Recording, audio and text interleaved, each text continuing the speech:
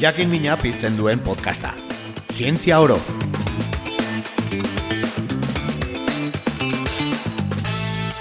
Inoiz pentsatu alduzuen makina batek nola ikusten gaituen?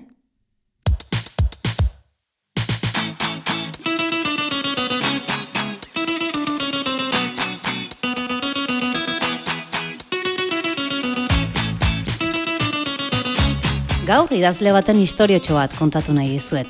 Edo egia esan idazle baten irudiaren istoriotxo bat. Idazle bat, baina ezkerreskuarekin idazten duena. Nola irudikatzen du makina batek idazle hori? Istoriotxo horretan biltzen dira adimen artifizialaren konturik onenak eta txarrenak. Kaixo, zer moduz, ni Eider Olazar helduaien naiz. Eta ni Guillermo Roa Zubia, Willy. Eta elkarrekin egingo dugu Zientzia Oro podcasta, Eusko Jaurlaritzako Zientzia Unibertsitate eta Berrikuntza Sailaren Zientzia podcasta.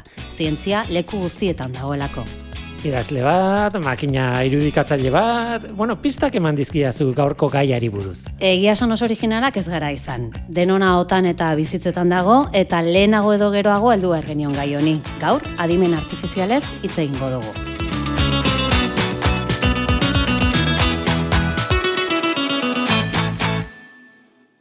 Duela gutxi mundua erori zitzaigun gainera. Adimen artifizialaren etorrerarekin. ChatGPTak kaixo esan zigun unetik esango nuke. Ordutik dena aldatu da, ustez. Baina egia esan adimen artifiziala ez da ChatGPTrekin sortu. Aspaldian sartu zen gure bizimoduan. Baina agian ez ginen horretaz jabetu. Edo nola ere adimen deitzen diogu. Adimen artifiziala. Berez, adimena bera zer den ez dakigu, baina sortu egiten dugu. Eta beraz, adimen artifiziala dugu. Agian arrokeria puntu bat ere badugu izen hori erabilita. Baina bestalde logikoa da izena, ez dakit. Robot bat imaginatu dezakegu, zientzia fikzioan agertzen direnak bezalakoa. Robot batek adimena du. Jakin gabe zer den zehazki adimena, badakigu adimena duela, esango nuke. Ulertzen gaitu. Kaso egiten digu, agindutakoa bete. Batzuetan pertsona bezala, horretan ere badugu antza, baina agindutakoa bete ala ez, adimena dute pelikuletako robotek adibidez. Galdera da, nola edo nondik sortzen da adimen deitzen dugun hori? Eta egia esan, erantzuna harrigarria da. Elkartu sare batean elementu sinple asko eta haien arteko konexiok sortzen dute adimena. Harrigarria da. Bai, erresa dirudi, ez? Burmuinean neuronak dira eta ordenagailu batean formula matematiko txikiak. Baina horixe bi kasuetan elementu txikiak. Horiek konektatu eta magia, adimena sortzen da. Bai, asko elkartuz gero eta konexioen patroia eraginkorra izan da, ordoan bai. Azaldu egiten da adimena. Hori bai, konexio guztiek ez dute garrantzi bera edo pixu bera. Eta horretan datza trikimailoa. Bilatu behar da konexio bakoitzak zenbateko ekarpena egingo duen. Horri deitzen diogu ikastea hain zuzen ere. Sare horrek ikasi egiten du eta adimena garatzen du. Horrela esan da ez dirudien zaila, Willy. Bai, horrela kontatuta erresa dirudi, ez? Adimena, gure garuneko neuronak erabilita, gure adimena da, eta ordenagailu bateko neurona informatikoak erabilita, adimen artifiziala, gure gaurko gaia.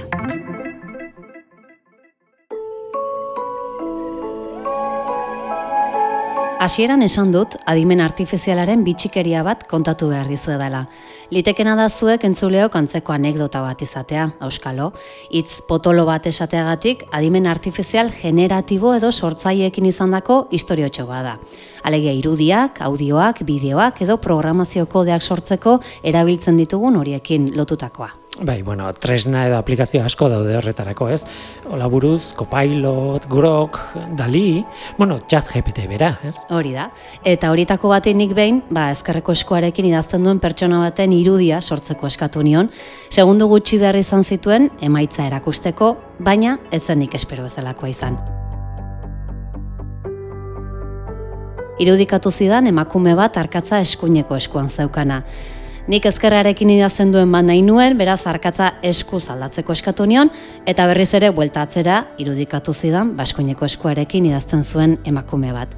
Zergatik, galdetuko duzu askok, adimen artifizialeko tresna hauek guztiek datu kopuru handietatik ikasten dutelako.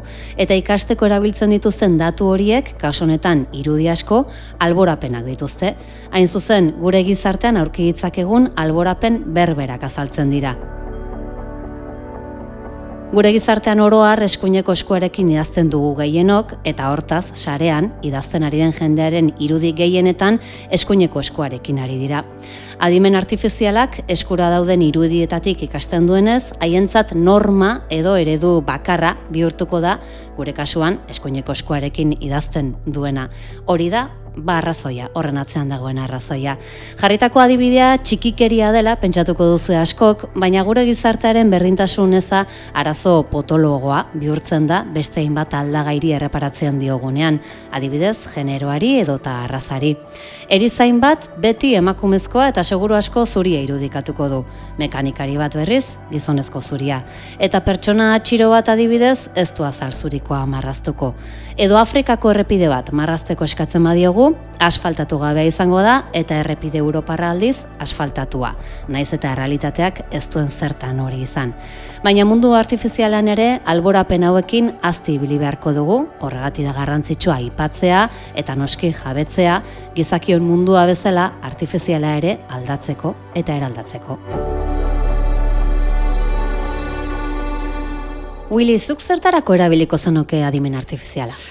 Zertarako erabiliko nuken edo zertarako erabiltzen dudan? Zertarako erabiliko zenuken. Vale, galdera ona.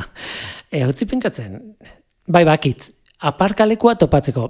Seguro nago, aparkalekua topatzeko, eskertuko nuke hori. Toki bat libre non dagoen esaten didan aplikazio bat.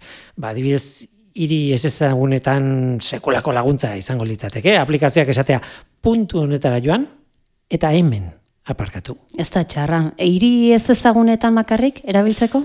Bueno, ez egia esan ezagutzen ditudanetan ere bai, berdin, aparkalekua hemen duzu, joan eta aparkatu. Ona, banik erabiliko nuke nire landareak hobeto zaintzeko. Egia esan, txukun eta eder izateko. Tresna bat esango didana, honi ur gehiago bota behar diozu, honi gutxiago, orkideak ureztatzea tokatzen da, beste honi lorontzia kartzela bihurtu zaiota handiagora pasa behar duzu, Jakoba errekondo bat ondoan izatea bezala litzateke antzeko zerbait. Oso ideia ona da, nik ere beharko nuke hori. Eta orain beste galdera, ez zertarako erabiliko genuken, baizik eta benetan zertarako erabiltzen dugun. Bai, askotan konturatu gabe erabiltzen ditugulako adimen artifizialeko sistemak, ez? Kalera irten naiz, horixe bera galdetzera, eta mota guztietako erantzunak topatu ditut.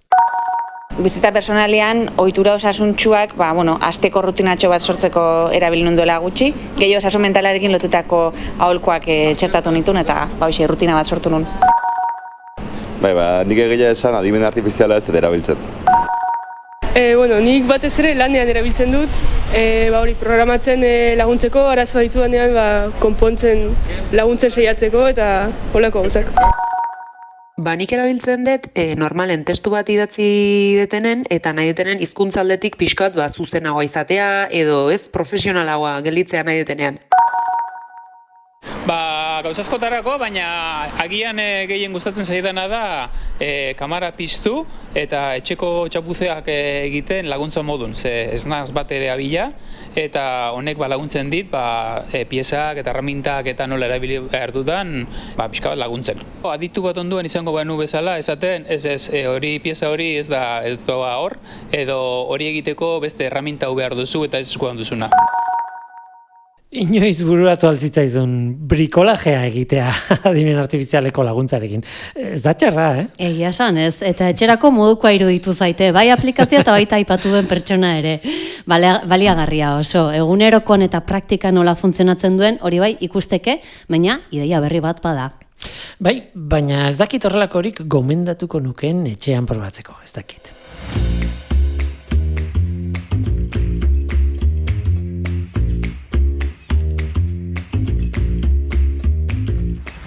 Orain ariketa arin eta divertigarri bat proposatu nahi dizut, Willy. Minutu eroa deituko diogu. Gehitu diezaiogun eromen pixka bat, mundu artifizial honi. Minutu batean, gaurko gaia hartu, adimen artifiziala, eta buelta emateko aukera ematen dizut. Zuk nahi duzun forma eta doinuan, neurria hori bai, minutu bat. Bueno, saiatuko naiz, ba? Ea burutazio xelebreren bat, datorkizun, minutu bat duzu. Besterik ez, Prest? Bai.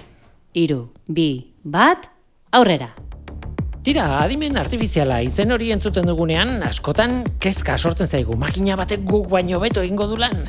Merkeago, azkarrago, askatxik gabe eta ahalmen gehiagorekin lanak kenduko digu. Bai. Are gehiago, makina batek benetako adimena izan dezake, eta makina horrek erabaki dezake munduaren kontrola hartzea. Zientzia fikzioan robotak sortu ziren batez ere, pertsonei laguntzeko edo lan arriskutsuak edo nekagarriak egiteko, baina zientzia fikzioak berak proposatu zuen robot horiek matxinatuko zirela. Haien buruaren kontzientzia hartzen zuten momentuan, ez? Baina ideia berri bat proposatzen dut nik. Adimena bereganatu ahala, zalantzak eta ezinegona ere bereganatuko dituzte? Eta beraien adimena imitatzen duen beste baten beldurra ere nabarituko dute? Adimen artifiziala nolabait esateko, ez? Beldurgarria robot batentzat. Zikloaren hasiera berriz ere hemen dago.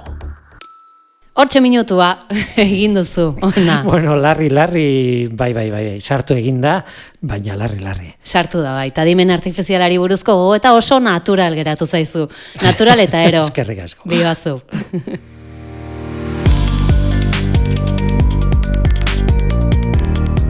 Beste gogoeta bat egin dezakegu orain. Gogoeta simplista da, baina aldi berean baliagarria. Adimen artifiziala zer da, ona edo txarra?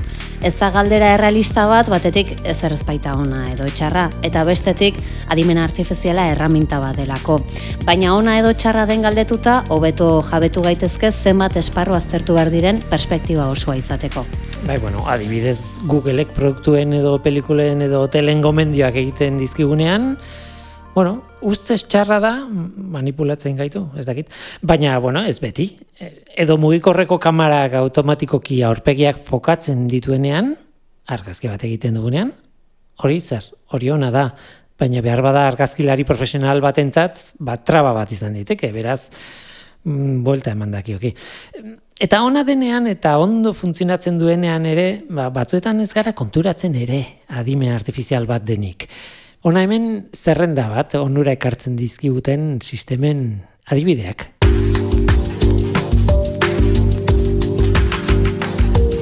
Temperatura eta eizagailuen funtzionamendua kontrolatzeko. Funtzionamendu egokia tren estazioetan adibidez. Eraginkortasun energetikoa da. Madrilen duela 10 urte, uste dute, erabiltzen dutela. Edo posta elektronikoan, mezu bat spama da otedan edo ez erabakitzeko edo ebazteko, irizpideak adimen artifizialekoak dira. Eta baliagarriak medikuntzan ere asko erabiltzen dira. Bida, Ingalaterrako osasun zerbitzuan organo emaile eta hartzaile bikote hori egokienak bilatzeko erabili izan dute aspalditik. Edo beste adibide bat, tak bat edo erresonantzia baten irudiaetan ikusteko tumoreak edo lekzioak identifikatzeko edo bilatzeko eta iragarpenak egiteko, mamografietan, arriskua izan dezaketen zelulak ikusteko, tumorea azaldu baino lehen adibidez. Gai polemiko izan da horixe bera, orain adibidez Andaluzian, ez? 2000 emakume inguruk salatu dute, ez dutela zalantzazko emaitzen inguruko ez da proba berriak egiteko jakinarazpenik jaso, eta hori larria da. Tira, beste kontu bat gaixotasun ezberdinak korrelazionatzeko. Edo medikuntza biokimikan arlo horietan, proteinen analisia, botiken diseinua, horrelako gauzetan, ez? Adibidez Nobel sari bat dago, 2024an, Demis Hassabisek eta John Jumperrek AlphaFold eredua garatu zutelako, jaso zuten Nobel saria. Hori da proteinak ulertu eta diseinatzeko tresna garrantzitsu bat, eta adimen artifiziala zen. Bestelako zientzitan ere bai, badaude adibideak. Astronomian oso urrutiko argazkiak, adibidez, zarat asko dituztenak, garbitzeko, edo ikusmen artifizialean ere bai, erabiltzen da. Sozialki ere erabiltzen dira, bankuetan adibidez, txartelekin egindako iruzurrak harrapatzeko, sentimenduak aurkitu daitezke sare sozialetan, interesgarria, Google Maps, ibilbideak edo tokia bilatzeko. Hori gustoko dut, garraioan ibilbideen optimizazioa adibidez egin daiteke edo trafiko antolatu, semaforoak, ez dakit, horrelako gauzak kontuan hartzeko. Gidatze autonomoa orain gogoratu naiz horrekin. Gidatze autonomoan, lehen esan dudan ikusmen artifizialarekin batera, erabil daiteke. Edo laguntzaile virtualek dute adimen artifiziala gaur egun, ez? Makinek lenguaia naturala ulertzen, Alexa eta horiek, ez? Siri eta horiek, ez? Edo marketing edo produktu diseinuetan esaten dute, arriskuen iragarpenetan ere bai erabil daitezkela, zabaldu egiten da eremua, ez? Mundua zabaltzen ari da. Adimen artifizialaren alde onak eta txarrak bilatzen ari garela, erpinez hain nonei heltzeko txanda ere bada, beste zerrenda bat, osa daiteke, azkenean garrantzitsua da gizarteak haien erabilera hausnartua, kritikoa eta etikoa egitea. Adibidez, chatbotak, ez? Baina chatbotak sedentarismo kognitiborako erabiltzen direnean, azeitza. Hau da, lan guztiak haien esku uzten baldin badugu, hori da, sedentarismo kognitiboa, guk modu sakonean pentsatzeko edo hausnarketa kritikoa egiteko gaitasuna galdu dezakegu edo arrisku hori izan dezakegu. Fidagarritasuna, gai interesgarria ere bada, ez zaigu ahaztu behar adimen artifizialek akatsak egin ditzaketela, chatbotak ez dira Google moduko bilatzaileak, adimen artifizialeko tresnek ez dituzte beti erantzun koherenteak edo fidagarriak ematen, eta horregatik bilatzaile bat balitz bezala erabiltzen baditugu, garrantzitsua izango da emaitza sortzeko erabiltzen dituen iturriak eskatzea eta zuzenak direla ziurtatzean eski. Eta beste kontu bat, aitortzari lotuta ere, adimen artifizialak baditu zenbait alderdi ilun. Batetik, autore edo artista askok salatu izan dutelako beren lanak erabili izan direla adimen artifizialeko tresnak entrenatzeko. Naiz eta haiek ez zuten aurrez horretarako baimenik eman espreski, ez? Bestetik, adimen artifizialaren erabileraren gaia dago. Erabiltzaile gisa adimen artifizial tresnak erabili baditugu, garrantzitsua da hori aitortzea eta zehazki nola eta zertarako erabili dugun esatea, argi esatea, ez? Esaterako, guk saio honetan adimen artifizialak erabili ditugu landu nahi genituen zenbait alderdiren adibide zehatzak bilatzeko, hain zuzen ere. Ezin aipatu gabe utzi adimen artifizialaren tresna hauek ingurumenean uzten duten aztarna. Adimen artifiziala softwarea da, kode informatikoa, baina funtzionatzeko eta ikasteko hardwarea, gailu informatikoak eta energia behar ditu, eta horrek ondorio negatibo batzuk ditu ingurumenean. Adimen artifiziala entrenatzeko milaka ordenagailu, GPU edo zerbitzari aldi berean jartzen dira martxan, aste edo hilabeteetan zehar. Horrek, energia asko kontsumitzen du eta energia hori zoritxarrez ez da beti berriztagarri izaten.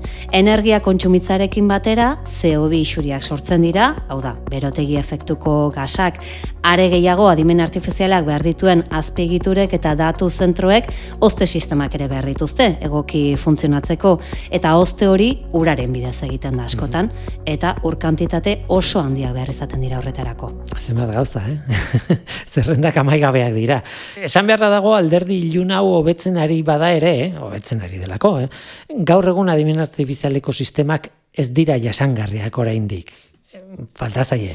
Energia, ura, mineralak, dena kontsumitzen du eta oso kontsumo handia da. Batez beste, adimen artifizialari egindako eskaera bakoitzak, Googleri egindako batek 5 aldiz gehiago kontsumitzen du. Ikaragarria da. Eta argi dago, adimen artifizialaren erabilerak evoluzionatu ahala, argiak eta ilunak ere aldatzen joango direla, hori bai, arrisku batzuk txikitu eta beste batzuk handitu egingo dira, aurrez beste teknologia batzuen garapenarekin gertatu izan den bezalaxe, garaira egokitu beharra. Ez dago beste remediorik. Ez dago beste remediorik ez. Oso serioari ginen orain, eta merezi zuen noski, baina eman diezaiogun beste tonu bat saioari. Uztarritzagun adimen artifiziala eta hizkuntza jolaserako bide eman dezake. Badakizue horretan ahalegin handia egiten ari dira, itzultzaile automatikoak, azpititulu automatikoak, hizketaren ezagutza, bikoizketa automatikoa, eta horretarako TTS-ak ere garatu dituzte, ingelesezko text-to-speech, alegia, testu bat euskaraz idatzi, eta testu hori ahots sintetiko bat erabilita irakurtzeko aplikazioak. Elujarrek adibidez, badu adimen artifizialaren hizkuntza lantzen duen talde bat. Hemen daukat haien TTS-a, Eider, idatzi zerbait? Badoa. Kaixo entzuten ari zareten hau ahots sintetiko bat da. Antzematen da sintetikoa dela, baina denbora gutxian asko hobetu dira teknologia hauek. Bai, oraindik falta da pixka bat, ezta? Orai zentroko Aitzola Astigarraga Pagoaga koordinatzaileari galdetu diot, ean noiz iritsiko ote den eguna biak bereiz ezinak izateko. Esango nizuken neurri baten hori dagoeneko gertatzen ari dela. Adibidez, ezaguna da The Weeknd musika taldearen ahotsa norbaitek grabatuzun, klonatu, eta behaien izenean kantu berri bat egin zuen adimen artifiziala erabiliz, eta sareratu. Eta harrigarriena da, jendea etzala gai izan, bereizteko artifizialki sortua izan zala, eta horrek gero oi hartzun desentekoa sortu zuen. Beraz, neurri baten ahotsa klonatzea eta horrekin deepfakeak egitea eta gaur egun ja gertatzen ari dan zerbait da. Baina egia da, gizaki baten ahotsa eta klonatutako ahots bat hartuta, klonatutako ahots horrek oraindik ez dula gizakiaren ahots benetako horren espresioa, moldatzeko gaitasuna, oraindik hor baukagu zer egin. Interesgarria, ez nuen hori pentsatzen. Bide batez, plataforma hori eskuragarri dago edonorentzat. ttsneuronala.eluyar.eus web horria da. Bertan 4 ahots dituzte aukeran, 2 emakumeenak eta 2 gizonezkoenak, baina ez da bat ere, ez da benetan existitzen den pertsona baten ahotsa, benetako ahotsen nahastea baizik. Eta hala ere, benetako pertsona baten ahotsa ere sintetizatu daiteke. Hain zuzen, Willik, zuk urteetan irratian lan egin ondoren, talde honek zure ahotsa hartu du, eta Williren ahots sintetikoa sortu duela esango dugu. Egin dezagun konparaketa, oazen jolastera. Vale. Esan zerbait. Zer nahi duzu esatea? Zer nahi duzu esatea? Antzeman egiten da ez dela nire ahots naturala, ez da? Antzeman egiten da ez dela nire ahots naturala, ez da? Hor harrapatu nazu, Gakoa entonazioan eta emozioetan egon daitekela esango nuke, ez? Pixkat kartoizko Willy dirudizu. Kartoizko Willy. Bai, nire ahots sintetikoa oso neutroa da batetik, egon, proba hau egin dezakegun esaldi honekin. Handia naizenean, bidaia luze bat egingo dut. Txinara joango naiz hegazkinez. Eta handik, oinez itzuliko naiz etxera. Ea ba.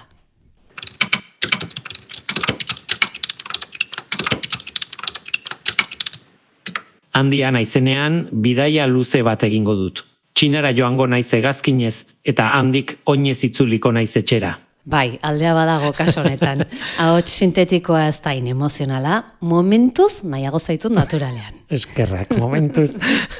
Egunen batean, iritsiko da, buelta emango diozu.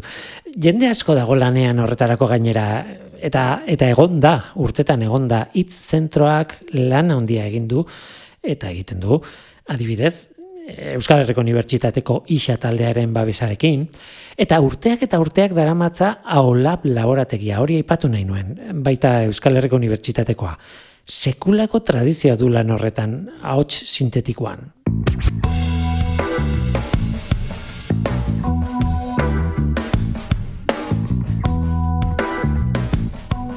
Hori guztia lan teknikoa da, baina eta alde soziala, EHUn ere bada berezko gradua eta adimen artifizialekoa. Haiei ere galdetu diegu galdera oso garrantzitsu bat.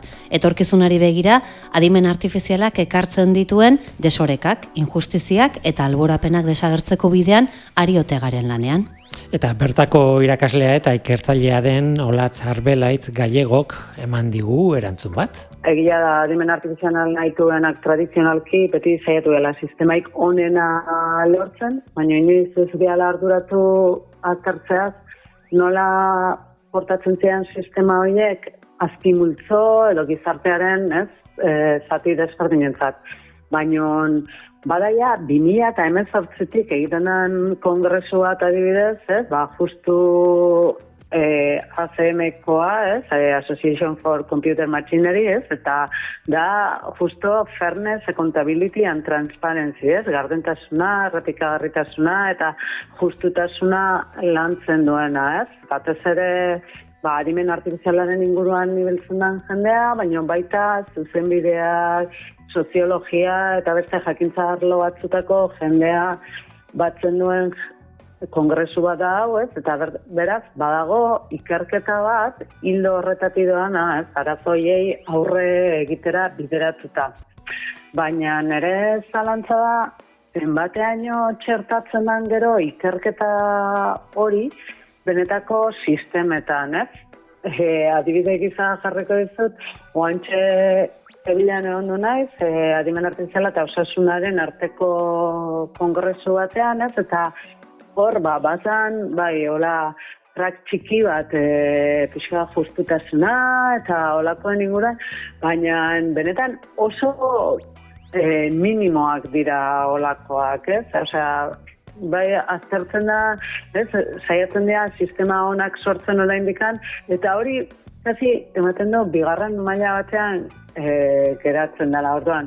Bale, alde batetik badaukagu bidea, enpresa handiak ere ari dira, ez dakit aurpegia zuritzeko edo, baina olako lerroak jartzen, eta segurazki, etorko da, baina kostako zaio. Orduan, aukerak izan ditzakegu dena zuzentzeko, baina ez dakit, zenbatean edo zein abiaduratan egingo dugun hori.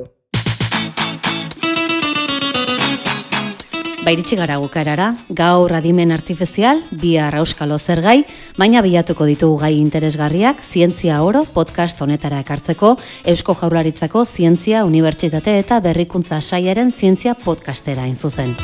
Willy, eskerrik asko, eta horrengoan ere bidelagun izango garelakoan, urren arte ez urrutira joan. Adimen artifizialaren unibertsuan buelta bat eman, aparkatzeko lekua topatuko dut, eta hementxe izango naiz, ideiak urestatzeko prest urrengoan. Urren arte, Ider.